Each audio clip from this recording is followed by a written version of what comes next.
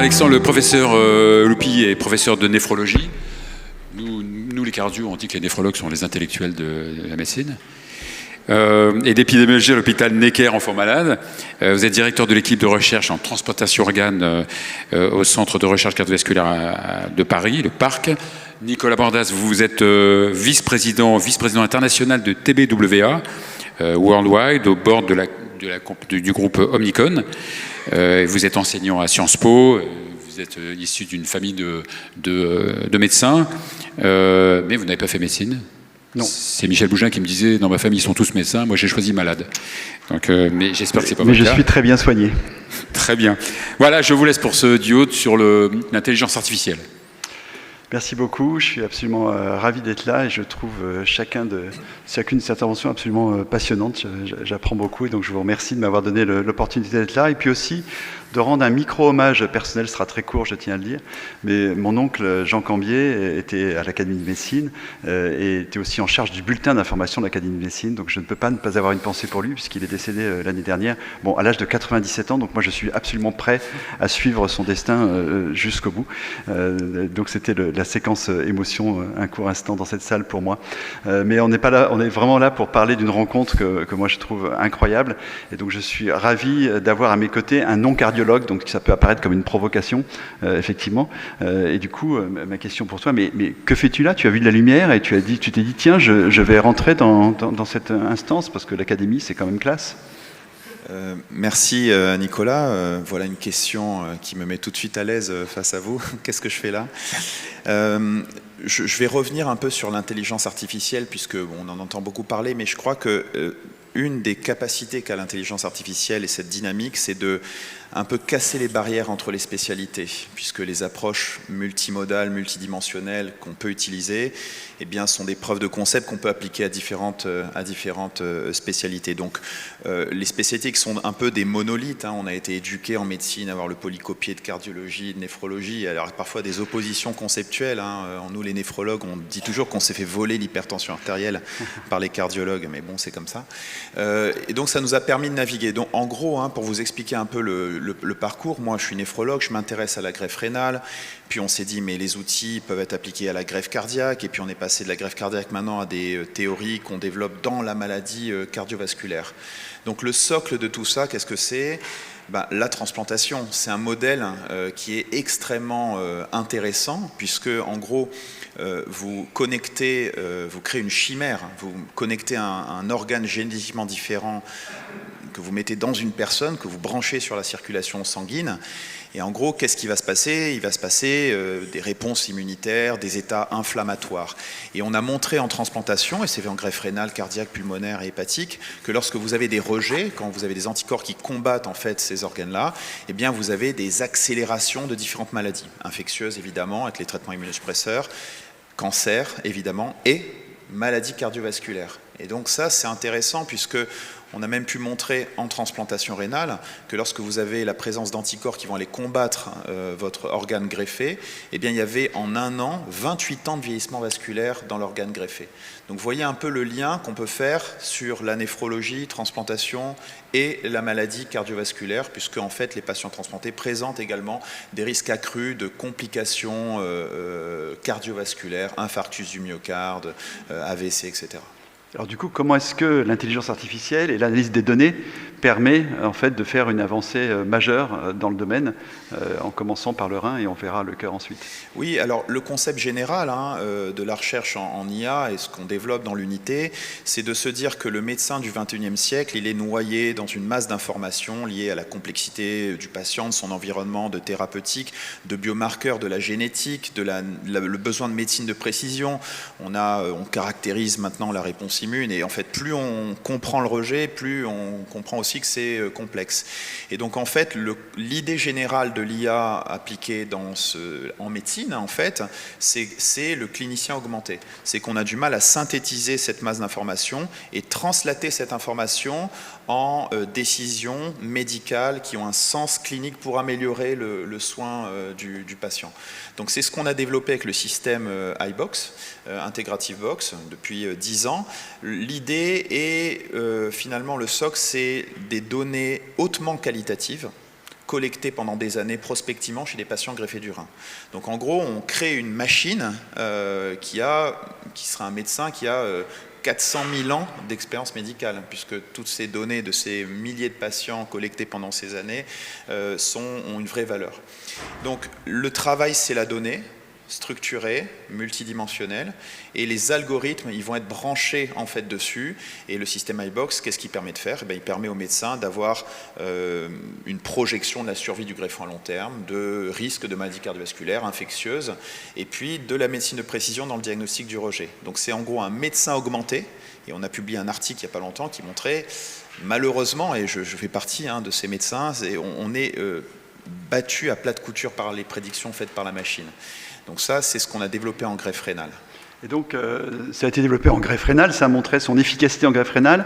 Est-ce que ça donne donc un espoir d'une iBox cardiaque qui marcherait aussi pour les greffes de cœur? Oui, tout à fait. Alors, en greffe rénale, on a eu des résultats concrets. D'ailleurs, le système iBox est un des premiers qui a été approuvé par l'Agence européenne du médicament comme un biomarqueur digital qui, en faisant ses prédictions à long terme, vous voyez très bien comment on peut accélérer le développement des différents traitements immunosuppresseurs en greffe rénale. Donc on a démarré, je vois que Pascal Leprince est là, avec différents centres de référence en France et aussi aux États-Unis. Et bien on s'est dit, on va appliquer ça en greffe cardiaque. Donc on a commencé à travailler, il y a maintenant, je crois, une dizaine d'années, collecter des données dans des centres de référence et essayer de dupliquer ce modèle greffe rénale en greffe cardiaque. On a déjà des avancées majeures avec des résultats concrets. Par exemple, en greffe cardiaque, et je reviens sur le Covid, on avait créé un algorithme qui permettait de stratifier le risque des patients de développer une maladie, une vasculopathie du greffon, c'est-à-dire un rétrécissement des artères coronaires dans le temps. Ça se voit chez les patients greffés du cœur. Eh bien, lorsqu'il y a eu la crise Covid à Los Angeles, eh bien, ils se sont servis de cet algorithme et ils ont permis pendant 2 ans d'éviter plein d'examens invasifs, des coronarographies chez des patients qui n'en avaient pas besoin par la stratification, les prédictions faites par l'algorithme. Donc on a évité énormément d'hospitalisations, énormément d'examens invasifs coûteux, et donc il y a eu un bénéfice non seulement pour le patient, mais également pour la société. Très clair, donc c'est à la fois plus précis sur ceux qui en ont besoin et ça permet effectivement à des grandes quantités de gens de ne pas forcément se faire opérer pour rien. Et donc il y a eu, pendant que nous étions tous en vacances cet été, un article, je crois le 17 août dans The Lancet, sur une expérimentation assez incroyable de xénogreffe sur laquelle vos techniques ont été utilisées. Est-ce que vous pouvez nous en dire plus ? Oui, tout à fait. Alors là, en xénogreffe, on n'est pas sur des milliers de patients, pas encore. On est sur quelques patients. Oui, alors la xénogreffe... Rappelez la xénogreffe pour...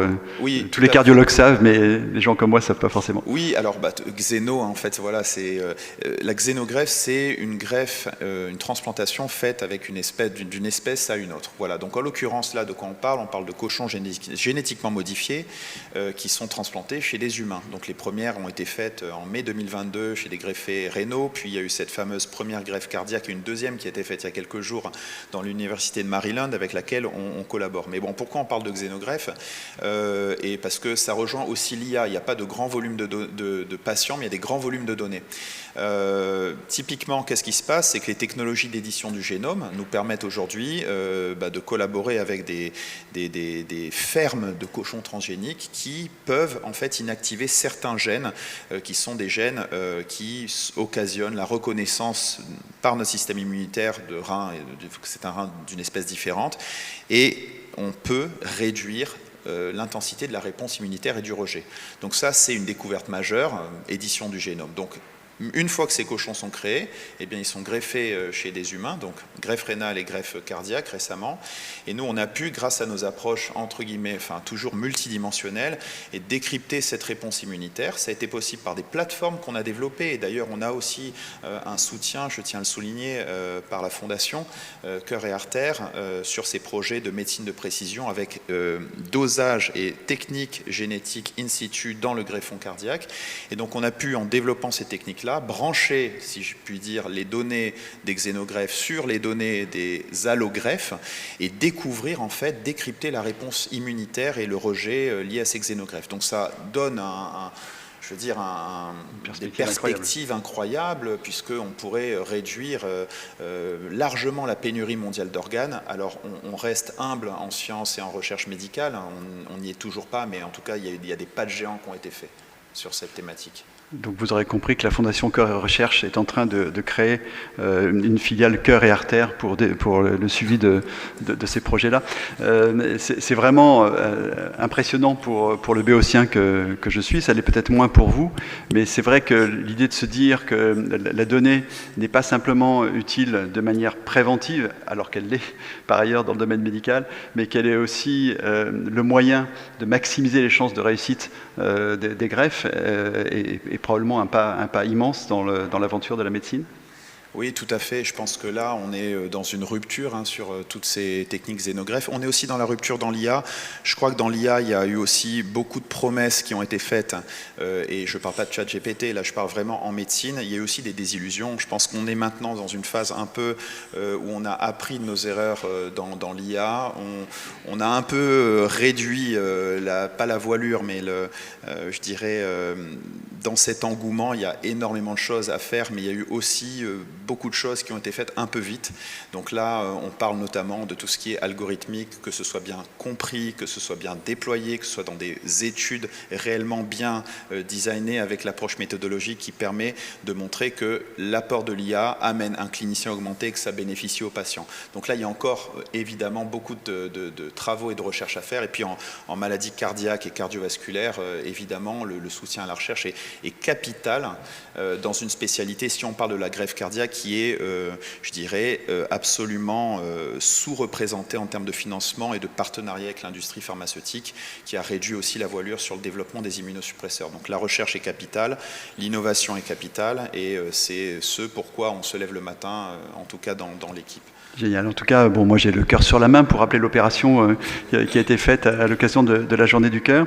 Et je tiens à dire que grâce à vous, j'ai beaucoup d'espoir, puisque j'ai hérité de mes parents un prolapsus de la valve mitrale, que grâce à vous, je vais tenir aussi longtemps que mon oncle Jean Cambier, avec 97 ans. Merci beaucoup Alexandre et Nicolas. Merci.